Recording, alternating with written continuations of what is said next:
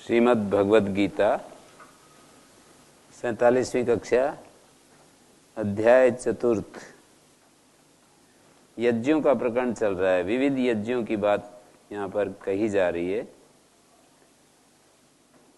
कर्म योगी लोग दैव यज्ञ की उपासना करते हैं और जो ज्ञान यज्ञ में अपने पथ को आगे बढ़ा रहे हैं, ज्ञान पथ के द्वारा, ज्ञान यज्ञ के द्वारा, वो ब्रह्माग्नि में यज्ञ का निष्पादन करते हैं। ब्रह्म रूपी अग्नि में यज्ञ के द्वारा यज्ञेन यज्ञम उपजुह्वति। परमात्मानं यज्ञम, यज्ञम यज्ञ शब्दस्य पाठात् तम आत्मानम् एवं कथयति। अत्र भगवत्पाद शंकराचार्य ब्रह्म च तदग्निश्च होमादिकरणत्व विवक्षया ब्रह्माग्नि तस्मिन् ब्रह्माग्नौ अपरे अन्ये ब्रह्मविदो यज्ञम। यज्ञ शब्द वाच्य आत्मा, आत्मनामसु यज्ञ शब्द से पाठात। यज्ञ शब्द को आत्म नाम में पढ़ा है। यज्ञ का अर्थ है आत्मा का हवन करते हैं यज्ञ के द्वारा। उस आत्मा रूप यज्ञ को परमार्थतः परम एषा ब्रह्म संतम बुद्ध्यापादि संयुक्तम मध्यस्थ सर्वोपाधि धर्मकम आहुति रूपम यज्ञेन आत्मना एव उक्त लक्षणेन उपजुह्वति। मानी अपने आत्मा से आत्मा को हवन करते हैं। यज्ञेन यज्ञम, यज्ञ मानी आत्मा, आत्मा के द्वारा आत्मा का हवन करते हैं। मानी बाह्य साधन की अपेक्षा ना करके अपना जो आत्मा है, आत्मा शब्द दो अर्थों में, अनेक अर्थों में प्रयोग होता है। तो एक अर्थ है आत्मा का शुद्ध आत्मा, उपाधि रहित शुद्ध आत्मा, और एक आत्मा का अर्थ होता है बुद्धि आदि उपाधि संयुक्त जो रूप है। तो यहाँ पर जो उपाधि से संयुक्त रूप है उस आत्मा की चर्चा है यजन करने की। क्योंकि जो निरस्त उपाधि वाला जो आत्मा है उसका कौन कर सकता है यजन? वो तो स्वयं ब्रह्माग्नि के रूप में यहाँ पर प्रस्तुत कर दिया गया है। जो निरस्त उपाधि वाला जो आत्मा है, उपाधि रहित जो आत्म तत्व है, वो तो यहाँ ब्रह्माग्नि के रूप में वर्णित कर दिया गया है। तो आत्मा में अपने सोपाधिक स्वरूप की आहुति देते हैं, अर्थात अपनी कोई इच्छा नहीं रखते हैं और निरंतर उसी को अपना गंतव्य समझते रहते हैं।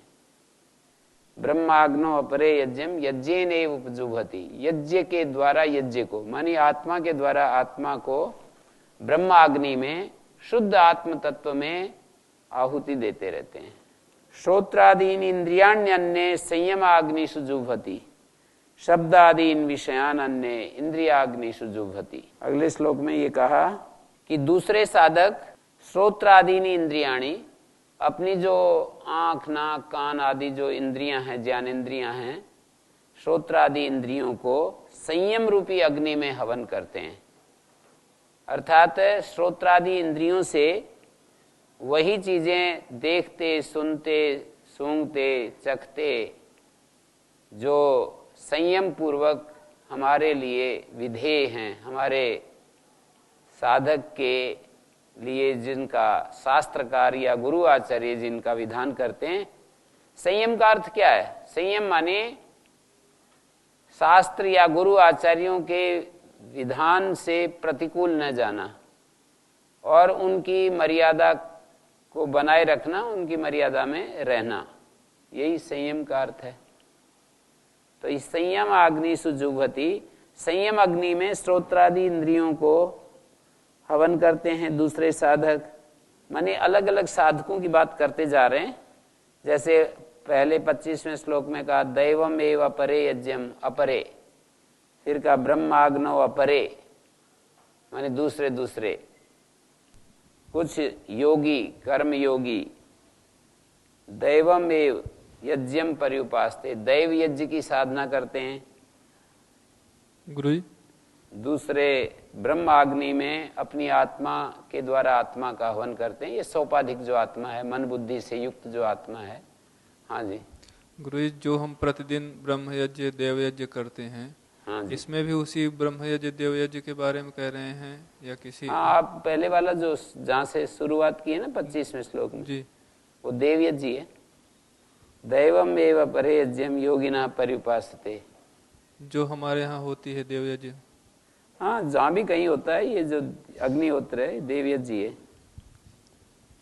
और दूसरा ब्रह्म यज्ञ जो एक प्रकार से जो हम उपासना करते हैं और उपासना में जो अपना मन लगाते हैं ना, भगवान में, प्रभु में जो हम अपना मन लगाते हैं, मन के द्वारा अपनी वृत्तियों को ज्ञान के रूप में, भक्ति के रूप में, प्रेम भाव के रूप में, अपने आत्मीय संबंध के रूप में ब्रह्म में अर्पण करते हैं, वो ये दूसरा हो गया देव यज्ञ, ब्रह्म यज्ञ। और तीसरा हो गया श्रोत्रादीनि इंद्रियाणि अन्य अन्य अन्य अन्य आ रहा ना, फिर अगली पंक्ति में और अन्य आ गया, शब्दादीन विषयान अन्य इंद्रियाग्निषु जुह्वति। शब्दादि विषयों को इंद्रिय रूपी अग्नियों में हवन करते हैं। एक हो गए ये जो श्रोत्रादि इंद्रिया, ये दूसरे योगी संयम अग्नि, प्रति इंद्रिय संयम, अलग अलग वो संयम करते हैं, इसलिए यहां बहुवचन डाल दिया। संयम अग्नि, संयम रूपी अग्नि में, यानी इंद्रिय संयम करते हैं। समाधीन विषयान अन्य, शब्दादीन विषयान अन्य इंद्रियाग्निषु जुह्वति। और ये अगले एक यज्ञकर्ता के बारे में बताया, इंद्रिय रूपी अग्नियों में श्रोत्रादि भी अविरुद्ध विषय ग्रहणम होमम मन्यन्ते। जैसे कि कोई आदर्श गृहस्थ होता है और वो एक संयम पूर्वक जो जीवन जीता है, मर्यादित जो जीवन जीता है, हम ऐसे समझ सकते हैं कि पहले वाला प्रत्याहार है, श्रोत्रादि इंद्रियाण अन्य, सर्वथा श्रोत्रादि इंद्रियों को संयम अग्नि में जो यजन करते हैं, पूरा चित्त और इंद्रियों की जो वृत्तियां हैं उनको निरोध करके रखते हैं। इंद्रिय विषयों में इंद्रियों को सर्वथा रोक देते हैं। और दूसरा ये बताया कि शब्दादीन विषयान अन्य इंद्रियाग्निषु जुह्वति। इंद्रिय अग्नियों में शब्दादि विषयों की ऐसे आहुति देते हैं जैसे कि वो यजन कर रहे हों। एक तो सर्वथा संयम अग्नि में श्रोत्रादि इंद्रियों को हवन कर रहे हैं, श्रोत्रादि इंद्रियों को संयम रूपी अग्नियों में, एक इंद्रिय रूपी अग्नियों में शब्दादि विषयों की आहुति दे रहे हैं। आहुति जहां चालू हो गई तो वहां मर्यादा आ जाती है और एक प्रकार से वहां पूजा का भाव आ जाता है। वहां अनियंत्रित जो प्रवाह है वो टूट जाता है। जैसे कि सांसारिक लोगों का वो यजन नहीं करते, जब जो इच्छा आई वो करते हैं। बस संसार का भय नहीं होना चाहिए, सांसारिक भय नहीं होना चाहिए, उसके बाद कोई रोक टोक वहां नहीं होती है, जब जो इच्छा आती है वो करते हैं। तो ये साधक जो हैं, जो यजन में लगे हुए हैं, तो श्रोत्रादि इंद्रियों को संयम रूपी अग्नियों में हवन करते हैं और शब्दादि विषयों को इंद्रिय रूपी अग्नियों में हवन करते हैं। इनमें दोनों में भेद क्या हुआ? एक ऐसे हैं जो इंद्रिय विषयों को किसी प्रकार भी ग्रहण नहीं करना चाहते, इंद्रिय विषयों से सर्वथा उपराम है। और एक तेन त्यक्तेन भुंजीथा वाली स्थिति है, ये नीचे वाली पंक्ति में जो कहा, त्याग भाव से उपभोग करो, सर्वथा भोग से विरत, ये पहले वाली स्थिति होगी। और त्यक्तेन भुंजीथा वाली स्थिति होगी दूसरी, शब्दादीन विषयान अन्य इंद्रियाग्निषु जुह्वति। हाँ जी, 25वां में है ना जी, दैवम अपरे, वो पहले वाला हो सकता है।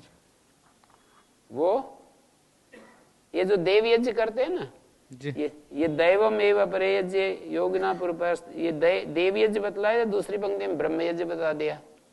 और ये श्रोत्रादि ये फिर निचले वाले आ गए क्या? ये 26वें में जी, ये एक अलग एंगल से यज्ञ को बताया कि सर्वथा इंद्रियों के जो विषय हैं इंद्रियों को कोई सुख नहीं देते। संयम अग्नि सुजुवती। और अगला यज्ञ है जो मर्यादित भोग जिसको कहते हैं, तेन त्यक्तेन भुंजी था, मर्यादित भोग। और सर्वाणी इंद्रिय कर्माणि प्राण कर्माणि चापरे, आगे और भी बता रहे हैं यज्ञ। अपरे प्राण कर्म को सर्वाणी इंद्रिय कर्माणि प्राण कर्माणि चापरे आत्म संयम योगाग्नौ जुहति ज्ञान दीपिते। ज्ञान से जलाई हुई, ज्ञान दीपित, ज्ञान से जलाई हुई जो आत्म संयम रूपी योग अग्नि में अपने प्राण कर्मों को और इंद्रिय कर्मों की आहुति देते हैं। ये अलग अलग एंगल से देखते चले जा रहे हैं, अलग अलग दृष्टि से। इंद्रिय कर्माणि माने जो इंद्रियाणाम कर्माणि, इंद्रिय कर्माणि षष्ठी समास है। प्राण कर्माणि प्राणो वायुर आध्यात्मिक तत्कर्माणि आकुंचन प्रसारण आदि। हमारे भीतर जो आध्यात्मिक शब्द डालने का अर्थ होता है हमारे भीतर, एक होता है बाहर और एक हमारे शरीर के अंदर, उसको आध्यात्मिक शब्द से कहा है यहाँ। आकुंचन प्रसारण आदितानी च अपरे आत्म संयम योगाग्नो आत्मनि संयम, आत्म संयम, अपनी आत्मा में जो संयम होता है उस सैव योगाग्नि। सप्तमी तत्पुरुष आत्मनि संयम आत्म संयम, सैव योगाग्नि आत्म कर्मधारय। आत्मा में जो संयम है वो योगाग्नि बन रहा है, तो उसका यजन करते हैं। ज्ञान दीपते दीपिते, ज्ञान से प्रज्वलित जो आत्म संयम रूपी योगाग्नि में। आत्मा में संयम क्या है? ध्यान की जो एकाग्रता है यही आत्मा में संयम है। हमारे जो ध्यान की एकाग्रता है और वही योग रूपी अग्नि है। तो ज्ञानेन दीपिते ध्येय विषयेण दीपिते प्रज्वलिते, ध्येयम सम्यक् ज्ञात्वा, ध्येय को ठीक से जानकर और उसमें मन का संयम करते हैं। मन संयम, उसमें मन का संयम करते हैं और सारे कर्मों को वहीं पर शांत कर देते हैं। सारे मन और इंद्रियों के द्वारा जो कर्म होते रहते हैं उनको ध्यान के द्वारा, ध्यान की एकाग्रता के माध्यम से ध्येय विषयेण दीपिते प्रज्वलिते, ध्येयम सम्यक ज्ञात्वा, जिसका हम ध्यान कर रहे हैं उसको ठीक से जानकर और हमारे इंद्रिय कर्मों को और प्राण कर्मों को उसमें हवन करते हैं। तो इसमें ये अपने आत्मा में संयम, सांख्य दृष्टि से तो एक प्रकार से जो हमारा सोपाधिक आत्मा है, बुद्धि रूपी जो आत्मा है, बुद्धि को भी आत्मा कहते हैं, हृदय को भी बुद्धि कहते हैं। तो अपने आत्म संयम, अपनी बुद्धि रूपी आत्मा में वही योग बन गया, एकाग्रता बन गया और उसी को अग्नि का रूप दे करके, रूपक की भाषा में, उसमें ज्ञान के द्वारा दीपित प्रकाशित जो अग्नि है, ज्ञान के द्वारा प्रदीप्त जो अग्नि है, क्या ज्ञान है? देह इंद्रिय प्राण मनो व्यतिरिक्त आत्मज्ञानेन। एक प्रकार से देह इंद्रिय प्राण मन से अतिरिक्त हमारा एक आत्म स्वरूप है, उससे दीपित अग्नि, माने विवेक के द्वारा दीपित जो अग्नि है। विवेक का काम है आत्म और अनात्म को अलग करके दिखाना। जैसे ये शब्द मैं बोल रहा हूं, अब जितना हम शांत और गंभीर होते जाएंगे, अपने भीतर स्थिर होते जाएंगे, हमारी मति स्थिर होती जाएगी, वैसे हमको आत्म और अनात्म का जो भेद है वो पता चलता जाएगा। ये बिल्कुल प्रत्यक्ष अनुभव की बात है, कोई भी करके देख सकता है। ये विश्वास की बात नहीं है केवल कि मान लो। थोड़ा सा भी आप कुछ दिन शांत होकर के जीना शुरू कर दें, स्थिर एकदम, तो हमें आत्म और अनात्म का जो भेद है, विवेक है, उसका हमें आभास मिल जाएगा। जब आप चाहेंगे तभी हो जाएगा। और ये लोग तो हमेशा 24 घंटे अहरनिश प्रति मास, प्रति वर्ष और आजीवन ऐसी स्थिति में रहते हैं। इनका तो कहना ही क्या है। बाकी हम लोग भी कुछ समय के लिए बीच बीच में अपने मन को पूरा जैसे शांत कर देते हैं तो पता लगता है कि ये तो जो है परिवर्तनशील है हमारे भीतर, और ये अपरिवर्तनशील तत्व है। ये तो स्थिर है और ये चलायमान है, ऐसा हमें पता लग जाएगा। ये ज्ञाता है, ये ज्ञेय है, ये क्षेत्र है, ये क्षेत्रज्ञ है, ऐसा हमको पता लग जाएगा। ये प्रकाशक है, ये प्रकाश्य है, ऐसा बोध हो जाएगा। हाँ जी। गुरु जी इंद्रिय कर्म तो समझ आ रहा है, लेकिन प्राण कर्म क्या है? अपने ये जो प्राणों का जितने भी एक्टिविटीज हैं, प्राण अपान, श्वास लेना छोड़ना, और भीतर जो प्राणों की क्रियाएं चल रही हैं अननोइंगली, तो अपने प्राणों को, हमारा जहाँ ध्यान होता है ना वहाँ प्राण अपने आप ही शुरू हो जाते हैं, वहीं गतिशील हो जाते हैं। इसलिए प्रश्न उठा है गुरु जी, इंद्रिय कर्म तो ठीक है, हम जो कर्म करते हैं उसको निष्काम भाव में यज्ञ रूप से कर्म करेंगे, लेकिन प्राण कर्म तो वो तो ऑटोमेटिक कैसे चल रहा है, उसको कैसे सकाम निष्काम उसमें ये जो नासिका में प्राण और अपान चल रहे हैं ना जी, ये तो ऑटोमेटिक तो चल रहे हैं, पर इसको हम जब ध्यान के साथ में जोड़ देते हैं तो यज्ञ बन जाता है। जैसे कि विपश्यना वाले सिखाते हैं, प्राण कर्म का ही तो वहां पर एक प्रकार से प्राण कर्म का ही अवलोकन होता है। वह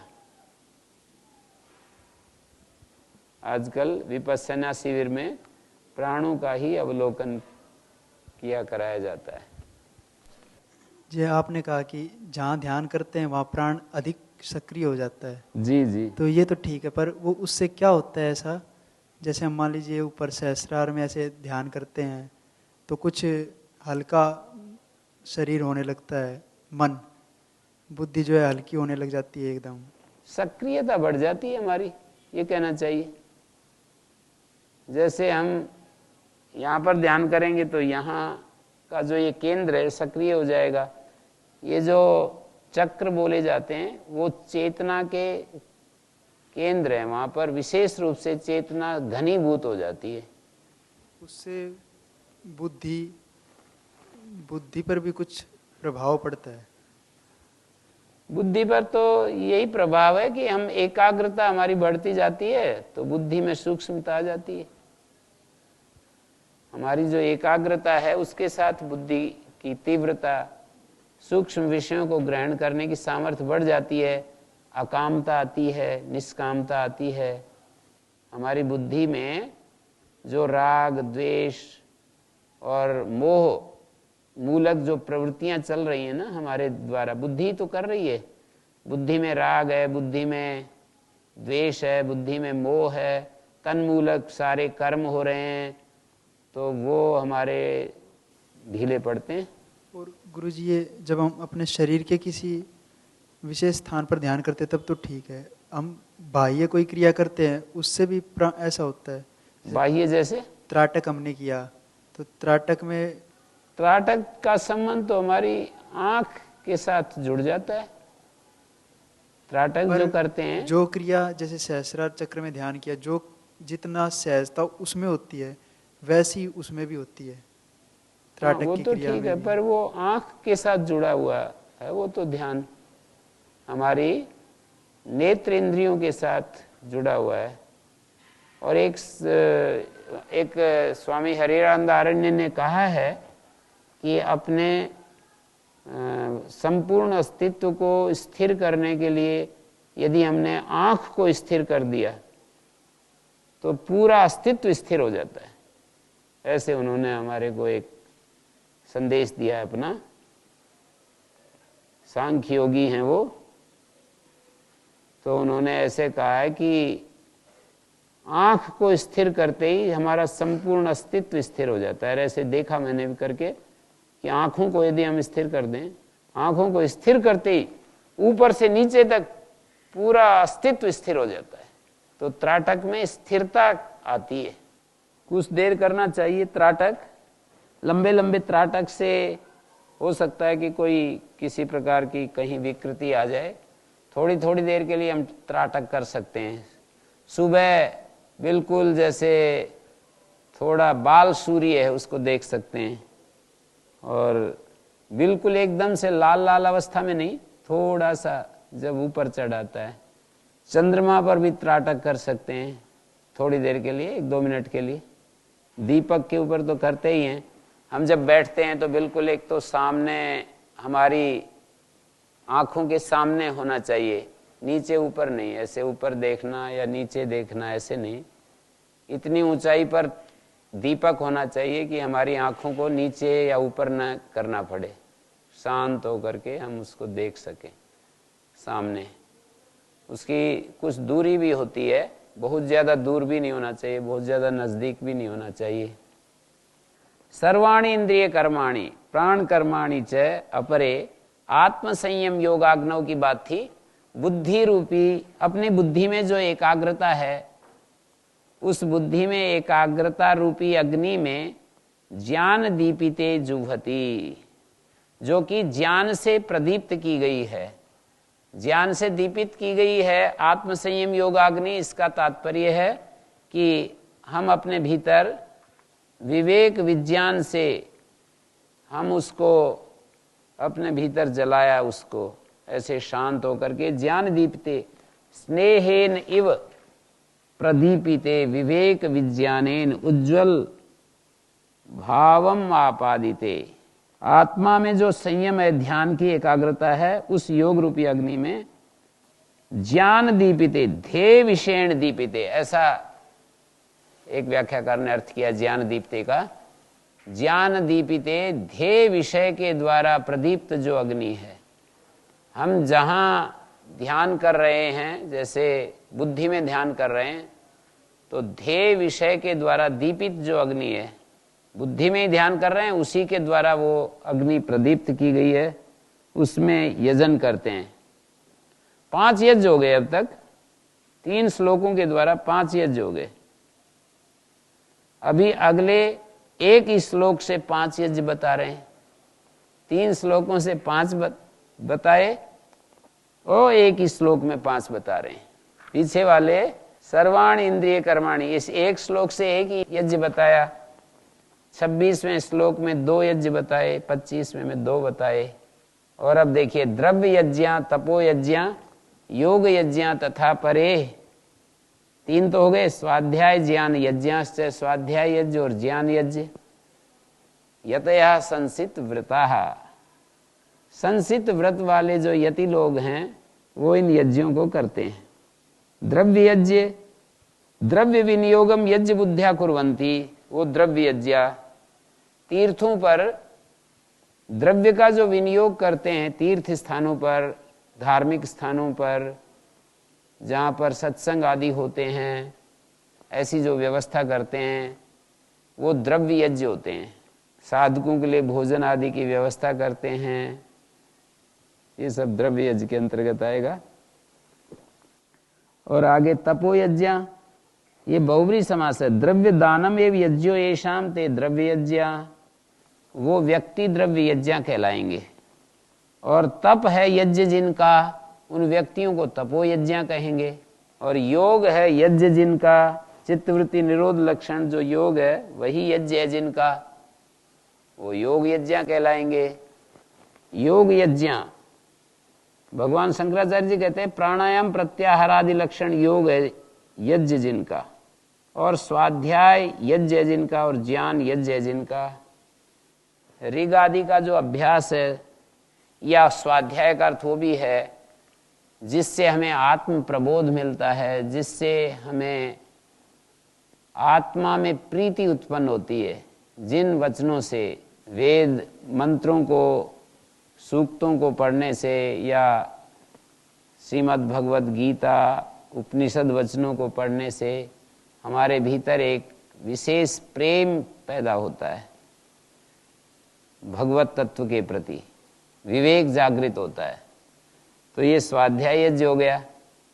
विवेक को जगाने में स्वाध्याय यज्ञ बड़ा ही कारगर उपाय है। और ज्ञान यज्ञ, ऐसे ही ज्ञान शास्त्रार्थ शास्त्र का अर्थ परिज्ञान, यज्ञ है जिनका वो ज्ञान यज्ञ, सत्संग शास्त्र चर्चा आदि। यतया संसित व्रता, ये यज्ञ वाले जो यति हैं, यतया मानी यतनशीला, सम्यक शितानि तनुकृतानि तीक्ष्णीकृतानि व्रतानि येषाम। संसित व्रता बहुब्री है। संसित का अर्थ होता है तीक्ष्ण किया है व्रत, जिन्होंने अपने व्रत को जिन्होंने तीक्ष्ण कर किया हुआ है। संसित व्रता यतया भवंती, संसित है श्रोत अनुकरणे, संसित है व्रत जिनका, तीक्ष्ण है व्रत जिनका, तीक्ष्ण किया हुआ है व्रत जिनका। संसित शब्द तीक्ष्णीकृतानि व्रतानि येषाम, ये व्रत के साथ समानाधिकरण, कर्म कारक में कता प्रत्यय है। संसित हैं व्रत जिनके, तीक्ष्णीकृत हैं व्रत जिनके, जिन्होंने अपने व्रतों को पहना लिया है, ऐसा लौकिक भाषा में बोलें तो ये कहेंगे। जैसे कुल्हाड़ी को पहना देते हैं तो उसको बोलते हैं शाण पर लगा देना। तो जिन्होंने अपने व्रतों को सूक्ष्मता से निभाया है, निभा रहे हैं। एक तो मोटा मोटा व्रतों का पालन होता है और एक होता है कृतकारित अनुमोदित, स्वयं करना, दूसरे से करवाना, अनुमोदन करना, लोभ क्रोध मोह से विवर्जित रखना, अपने व्रतों को लोभ से, क्रोध से, मोह से विवर्जित रखना। ये जो प्रतिपक्ष भावना वाले सूत्र में जो बताया है उससे विपरीत जो होंगे वो संसित व्रत होंगे, उनको त्यागने से संसित व्रत होंगे। वहां पर कहा है हिंसादया वितर्का, हिंसादया कृतकारी तनुमोदिता, लोभ क्रोध मोह पूर्वका, मृदु मध्य अधिमात्रा, दुख ज्ञानानंत फला प्रतिपक्ष भावनम।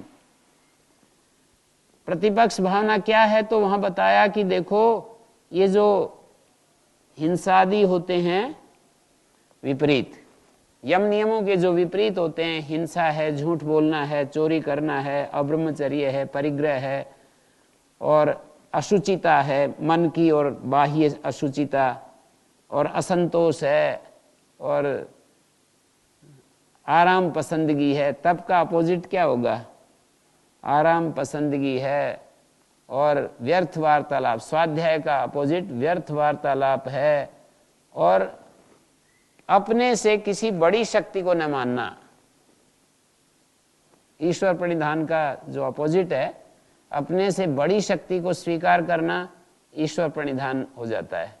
हमने अपने से बड़ा किसी को मान लिया, माने सूक्ष्मता से तो अपने भीतर जो आत्मा बैठा है और सब जगह जो बैठा है, पर उसकी शुरुआत यहीं से हो जाती है कि हमने अपने अहम को झुका दिया है किसी के आगे, अपनी इच्छाओं को एक तरफ कर दिया है किसी के आगे। ईश्वर प्रणिधान शुरू हो जाता है और उसकी परिणति होती है अपने भीतर जो उपस्थित जो चिन्मय तत्व है उसी पर, उसी के लिए जीना शुरू कर देना, उसी से प्रेम करना, उसके प्रति भक्ति, उसके प्रति समर्पण, उसी की तरफ उद्घाटन, उसी तरफ खुले रहना। जैसे कि हम बाह्य जगत के प्रति खुल जाते हैं, बाह्य प्रभावों के प्रति खुल जाते हैं, बाहर से चीजें आती हैं तो उधर अपने द्वार खोल देते हैं। एक तो गंदगी आती है तो अपने द्वार दरवाजे बंद कर लेते हैं ना हम। प्राय ऐसा देखने में आता है कि कहीं गंदगी आने लगती है, गंदी हवा आने लगती है, कभी कोई जैसे बाहर आसपास कहीं गड्ढे होते हैं, पानी सड़ रहा होता है, तो अपने द्वार को, अपने दरवाजों को बंद करके रखते हैं। और यदि कहीं हवन हो रहा हो तो अपने द्वार खोल देते हैं कि आने दो, थोड़ी बहुत हवा हमारे भी कमरे में घुस जाएगी, ऐसा हम सोचते हैं। तो साधक भी अपने द्वारों को बंद रखता है, बाहर जो अशुभ है उसके प्रति अपने द्वार बंद रखता है और जो शुभ है उसके प्रति उद्घाटित रखता है। ऐसा हम करते ही हैं। तो जब हम ईमानदारी से और बड़े अपने ही भीतर इसको साधित करते हैं, दिखावे के लिए नहीं। साधक की सबसे बड़ी जो समस्या पैदा करने वाली जो चीज होती है साधक के लिए, वो है जो भी वो साधना करता है और उसको यदि दिखावे में वो पहुंच जाती है, कोई भी साधना यदि दिखावे में पहुंच जाती है कि मेरे को दिखाना है लोगों को कि एक साधक कैसा है, ये भी आ जाती है बात। साधक के अंदर ये भी आ जाती है कि मुझे ये दिखाना है कि साधक होता कैसा है, और ये भी आ जाता है जैसे किसी आदमी ने कहीं किसी के सामने गलती कर दी पहले अपने पूर्व जीवन में, फिर वो साधक बन गया, फिर उसके मन में आता है कि मुझे इनको दिखाना है, लोगों को दिखाना है कि मैं ठीक हो गया हूं,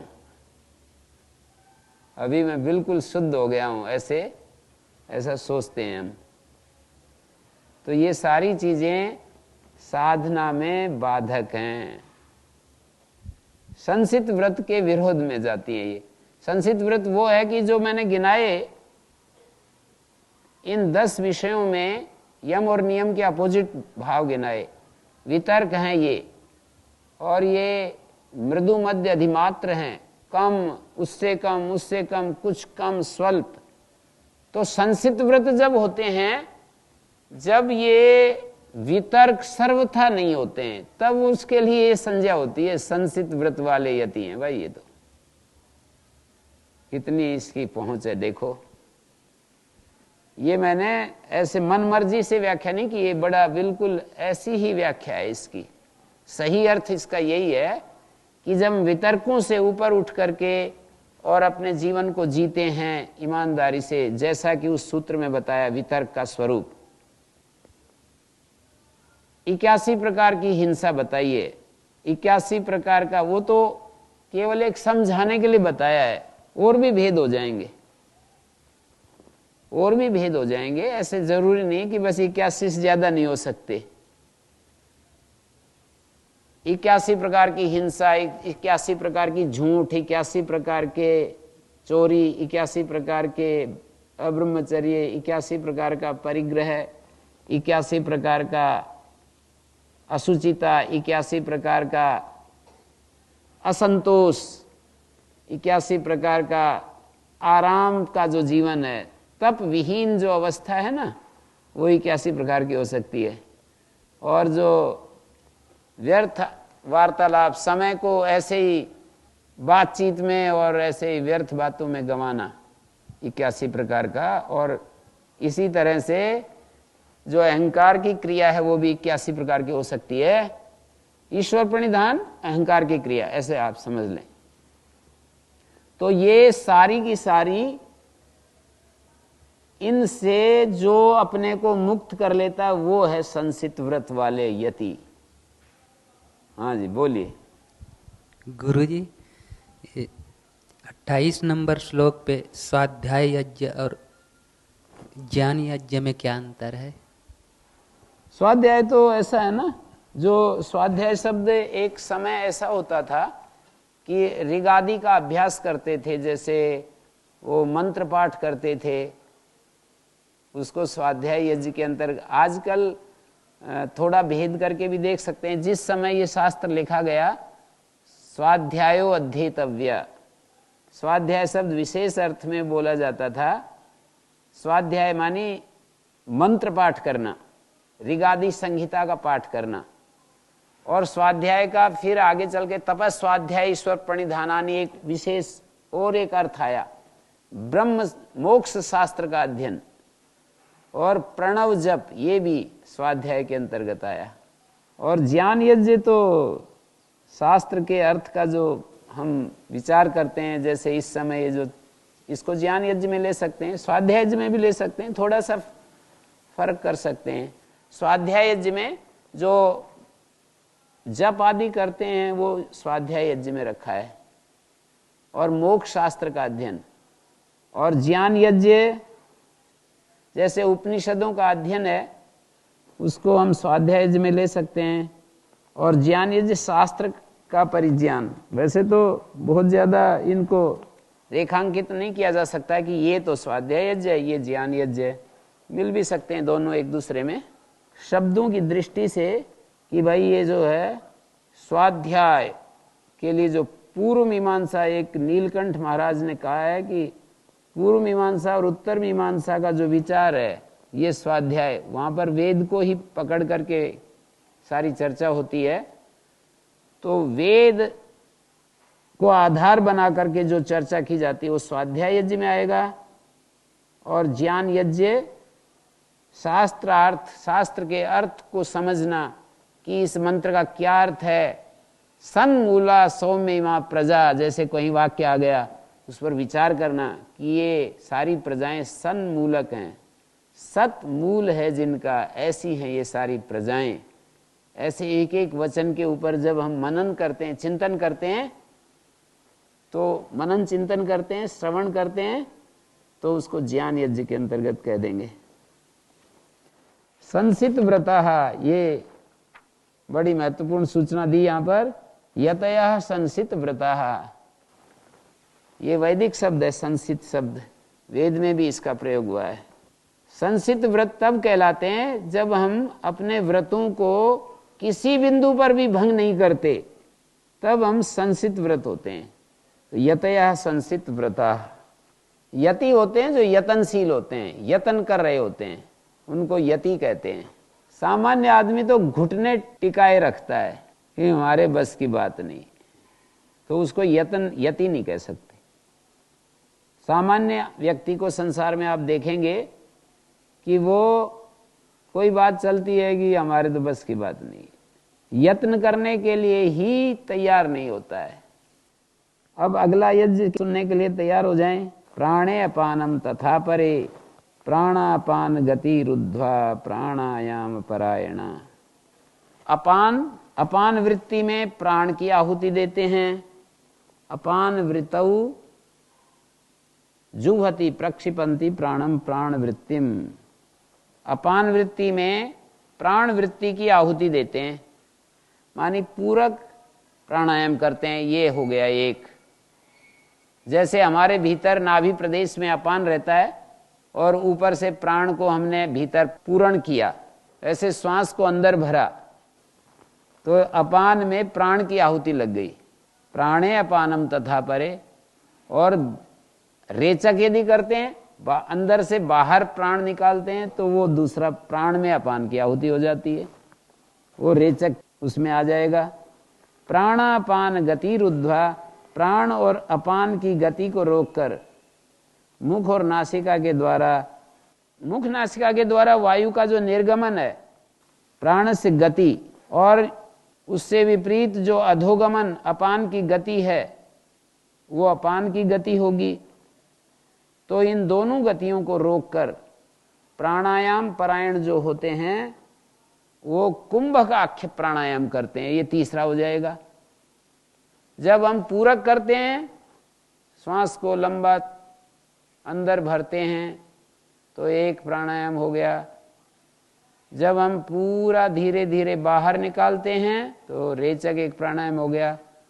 और प्राण और अपान की गति को रोक देते हैं, ये द्वितीय द्विवचन है। प्राणापान गति, प्राण और अपान द्वंद्व की गति, प्राण और अपान की गति को रोककर प्राणापान परायणा। प्राणायाम परायण जो होते हैं, प्राणायाम ही परम आश्रय है जिनका, परायण। प्राणायाम परायण शब्द का अर्थ है प्राणायाम परम अयनम आश्रयो येषाम ते प्राणायाम परायण। प्राणायाम परम आश्रय है जिनका, वे परायण कहलाते हैं। जैसे भगवत परायण, भगवान ही परम आश्रय है जिनका, उनको भगवत परायण कहते हैं। तो प्राणायाम परायण प्राण और अपान की गति को रोक करके और ये वो करते हैं, यज्ञ करते हैं। ये बतला दिया। यहाँ तक 11 हो गए हैं प्राणायाम यज्ञ। 12वें यज्ञ के लिए और तैयार हो जाओ। अपरे नियताहारा प्राणान प्राणेषु जुह्वति सर्वे पेते, ये सर्वे पेते यज्ञ विदो यज्ञ क्षपित कल्मषा। अपरे नियताहारा, आहार संयम करते हैं, ये भी एक यज्ञ है। बिल्कुल नपा तो न खाते हैं। प्राणान प्राणेषु जुह्वति, प्राणों को प्राणों में आहुति देते हैं। नियताहारा का अर्थ है नियता आहारो, नियता निगृहीता आहारो विषय भोगो यही, या नियत है आहार जिनका, ऐसे षष्ठ्यर्थ में बहुव्रीहि कर सकते हैं, तृतीयार्थ में भी नियता आहारो येषाम, या नियतः निगृहीता आहारो यही ते नियताहारा। ऐसे जो जिनका आहार जो है केवल एक हमारे जिह्वा का ही विषय नहीं होता है, सारी इंद्रियों का ही विषय हो जाता है। वैराग्यवान को नियताहार कहते हैं। आहार शुद्धो सत्व सिद्धि, सत्व शुद्धो ध्रुवा स्मृति, स्मृति लंबे सर्व ग्रंथि नाम विप्रमोक्षा, ऐसे छांदोग्योपनिषद में कहा है। नारद और सनत कुमार के संवाद में आखिरी में जाकर के सनत कुमार की तरफ से नारद को ये संदेश दिया गया कि आहार जब हमारा शुद्ध हो जाता है तो अंतःकरण शुद्ध हो जाता है, चित्त शुद्ध हो जाता है, और जब हमारा चित्त शुद्ध हो जाता है तो हमारी जो आत्म स्मृति है वो ध्रुव हो जाती है। वहां स्मृति का अर्थ वही है जो एक दिन हम चर्चा कर रहे थे, आत्मस्मृति, स्वयं की स्मृति। बौद्ध लोग जिसको संप्रजन्य कहते हैं, योग दर्शन में जिसको स्मृति साधन कहा है, श्रद्धा वीर स्मृति, प्रेजेंस में रहना जिसको कहते हैं, ऐसी स्मृति शुद्ध हो जाती है। माने स्मृति डिगती नहीं। स्मृति को डिगाने वाली तो इच्छाएं होती हैं। किसी ने अपनी इच्छाओं को त्याग दिया तो स्मृति कहां जाएगी। स्मृतियों का जो विषय है, विषय के आधार पर स्मृति इधर उधर होती है हमारी। यदि इच्छाएं यदि त्यक्त हो जाती हैं, ये बड़ी साधकों के लिए ये अमृत भरी बात है। अमृत से परिपूर्ण ये कथन है कि भाई इच्छाएं जो होती हैं, कामनाएं जो होती हैं, वही साधक को इधर उधर करती हैं। किसी ने अपनी इच्छाओं को त्याग दिया कि मुझे कुछ नहीं चाहिए, ऐसा उसने स्थिर कर लिया। एक मेरे मित्र ये बोले कि जब हम ऐसे स्थिति में जाते हैं तो निष्क्रिय हो जाते, क्या करें। ये चर्चा हम कर रहे थे तो उन्होंने कहा कि जब हम ऐसी चर्चा में जाते हैं तो निष्क्रियता आ जाती है, क्या करें। निष्क्रियता माने कुछ करने की इच्छा ही नहीं होती फिर। तो ये भी एक बाधा है, योग मार्ग की एक बाधा है। इस बाधा से भी पार जाना पड़ेगा। अपरे नियत आहारा, मैं ये कह रहा था कि आहार जो है हमारा शुद्ध होता है तो मन शुद्ध हो जाता है। जैसा खाएं अन्न वैसा बने मन, हित भूख मित भूख रित भूख, ऐसा संदेश है कि भाई हितकारी भोजन करें, परिमित भोजन करें और सत्य कमाई का भोजन करें। रित भूख, मेहनत करके खाएं। जैसे विद्यार्थी यदि मेहनत करके भोजन करते हैं तो रित भूख, और अपना बिना मेहनत किए समय पर जाकर के पहुंच जाते हैं, भोजन कर लिया, समय हो गया और उन्होंने परिश्रम किया नहीं अपना, उनका जो काम है। परिश्रम आप लोगों के लिए ऐसा नहीं बताया जा रहा कि आप शरीर से एक्टिविटीज करो और आप दिन भर अपना झाड़ू लगाओ तभी आपका माना जाएगा, ऐसा नहीं। जिसका जो कार्य है उस कार्य को ईमानदारी से यदि पूरा करता है तो फिर ऋतभुक बन जाता है। तो अपरे नियताहारा, ऐसे यदि हम रहेंगे तो प्राणान प्राणेषु जुह्वति, एक प्रकार से प्राणों में प्राण की आहुति देते हैं। बहुत ज्यादा आहार का जब नियंत्रण होता है तो उसको भोग विरत होना पड़ता है। भोग का जो रस है, भोग के ऊपर नियंत्रण, इसलिए शब्द डाल दिया प्राणान प्राणेषु। एक प्रकार से हम अपने प्राणों की प्राणों में आहुति दे रहे हैं, संयम करते हैं। तो एक बार मेरे को याद है कि कभी ज्यादा तो नहीं किया था, एक बार कहीं एक सप्ताह के लिए मैं कहीं रहा, 24 घंटे में एक बार भोजन मिलता। कहीं दूर पहाड़ में जाकर के रहता था तो आसपास कहीं भोजन मिलता नहीं था, और एक बार कोई भोजन दे करके आता था। तो मुझे याद है कि बड़ा प्राणान प्राणेषु जुह्वति होता रहता था उस समय। आगे लंबे समय तक करें तो हमें उसकी अभ्यास हो जाता है, आदत हो जाती है। लेकिन जब हम जैसे एकदम अभी भोजन कर रहे हैं 3 समय और फिर एक समय भोजन पर आ जाएंगे तो प्राणान प्राणेषु जुह्वति हो जाएगा। तो काफी तीव्र भूख लगती थी। उसमें भी वो भी जितनी इच्छा उतना नहीं लाते थे। वो भोजन जो पहुंचाने वाले होते थे कि भाई साधक हैं, ऐसे थोड़ी होता है। मैं भी अपनी तरफ से ऐसे ही कहता था कि थोड़ा कम ही लाया करें। तो संतुलित आहार जैसे ऐसे कितना स्वामी हरिरानंद आरण्य 6 वर्ष तक ऐसे एक बार भोजन करते, 3 कोस दूर मतलब 5-4 किलोमीटर दूर जंगल में जाकर के रहते थे। तो कोई एक ब्राह्मण भोजन बना करके ले जाता था और उस शिला के ऊपर जहाँ वो रहते थे एक शिला बनी हुई थी, पात्र भी नहीं रखते थे। उस शिला के ऊपर चावल वगैरह दाल वगैरह जो भी होता था सारा सम्मिलित करके और उस पर फैला देते थे और वो अपना खा लेते थे। 24 घंटे में ही फिर मिलता था भोजन। तो ऐसे उन्होंने 6 वर्ष तक पहाड़ में जंगल में जाकर के और ऐसे रहे। तपस्वी लोगों ने कितना कितना क्या क्या अपने जीवन को कैसा निखारा है, उनका जब ध्यान करते हैं तो हम तो कहीं ठहरते ही नहीं हैं। हमारे एक स्वामी जी थे उधर नारनौल में, तो वो वस्त्र नहीं पहनते थे, बिल्कुल ऐसे एक घुटने तक का एक वो धोती सी तौलिया सा लपेट करके रखते थे, कॉपिन पहनते थे और बस एक ऐसे जैसे अंगोछा होता है वो लपेट करके रखते थे पतला सा। तो मैंने कहा कि महाराज जी आपने ये तो बहुत ही कठिन काम है। 10 वर्ष तो वो ऐसे रहे कि बिल्कुल अंदर नहीं आए, चाहे सर्दी के दिनों में वर्षा हो, चाहे ठंडी हवा चले, चाहे कुछ भी हो, 10 वर्ष तो वो ऐसे रहे बाहर बिल्कुल नदी के किनारे। तो मैंने कहा कि महाराज जी ये तो बड़ा मुश्किल काम। गर्मी में भी ऐसे रहते थे, सर्दी में भी, गर्मी सर्दी वर्षा सब ऋतु में। उनकी माताजी ने उनको खेत में जन्म दिया, मतलब ऐसे ही काम करते करते पैदा हो गए, तो उनका नाम खेतानाथ नाम रख दिया। खेतिया कहने लगे, खेतिया करते करते खेतानाथ बन गए। तो ऐसे बड़े तपस्वी संत थे बड़े।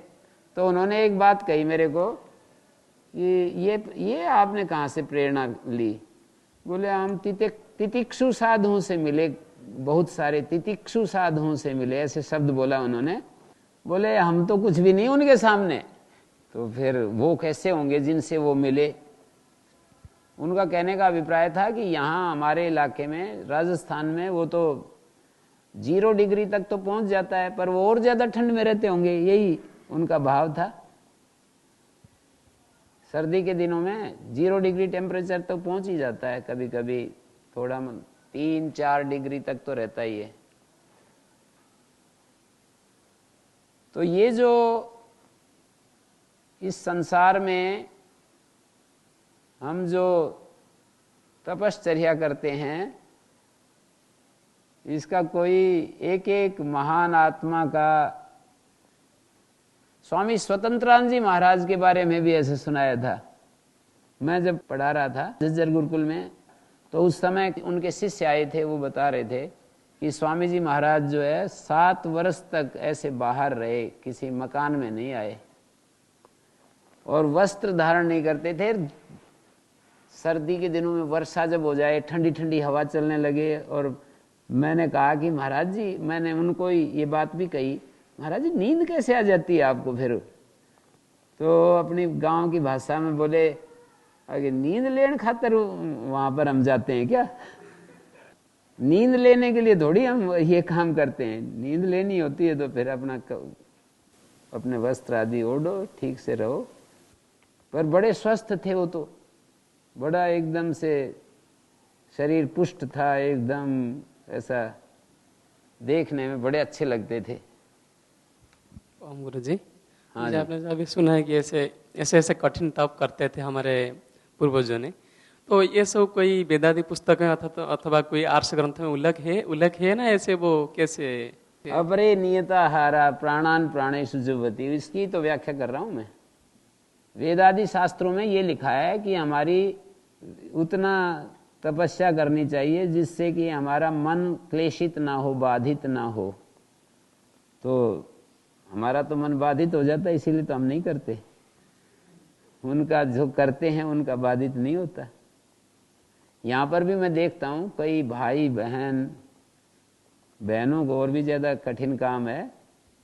कुछ बहनें ऐसी हैं बिल्कुल कितनी ठंड पड़े बिल्कुल एकदम से उन्हीं वस्त्रों में रहती हैं, कोई गर्म कपड़े नहीं पहनती। और आप लोग भी कईयों को देखा मैंने, आप लोगों को भी देखा है, सर्दी के दिनों में वस्त्र धारण नहीं करते हैं, सामान्य ऐसे रहते हैं बिल्कुल जैसे केवल तन ढकने के लिए। तो ये तो सामर्थ्य की बात है, अलग अलग देखो और अपने अपने रुचि की बात है। पर तपस्या से अपना एक तपस्या से भी फल तो मिलता ही है, कर्म व्यर्थ तो जाता नहीं है। तो आगे कहते हैं सर्वे पेते यज्ञ विदो यज्ञ क्षपित कलमसा। ये सारे के सारे यज्ञविद हैं, यज्ञ के ज्ञाता हैं। यज्ञ क्षपित कलमशः, यज्ञ से नाश कर दिया है पाप को जिन्होंने, ऐसे हैं ये। यज्ञ क्षपित मानी नाशितः कलमशो यही, यज्ञेन क्षपित नाशितः कलमशो यही। ये सबके सब यज्ञ क्षपित कलमशा हैं।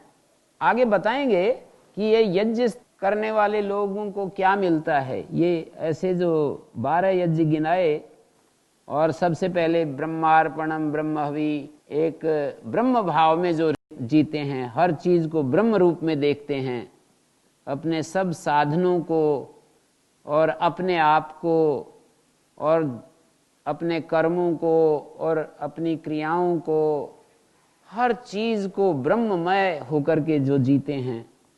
24वें श्लोक में वो बताया ब्रह्मार्पणम ब्रह्महवि ब्रह्माग्नौ ब्रह्मणाहुतम ब्रह्मैव तेन गंतव्यम ब्रह्म कर्म समाधिना। ये पूरा प्रकरण शुरू में एक प्रतिज्ञा भी की थी कि ऐसे कर्म बताऊंगा जिससे तुम्हारे अशुभ से मुक्त हो जाओगे। वो सब श्रृंखला चल रही है। वो कर्म बताऊंगा जिसको करके तुम अशुभ से मुक्त हो जाओगे। तो ठीक है। ओ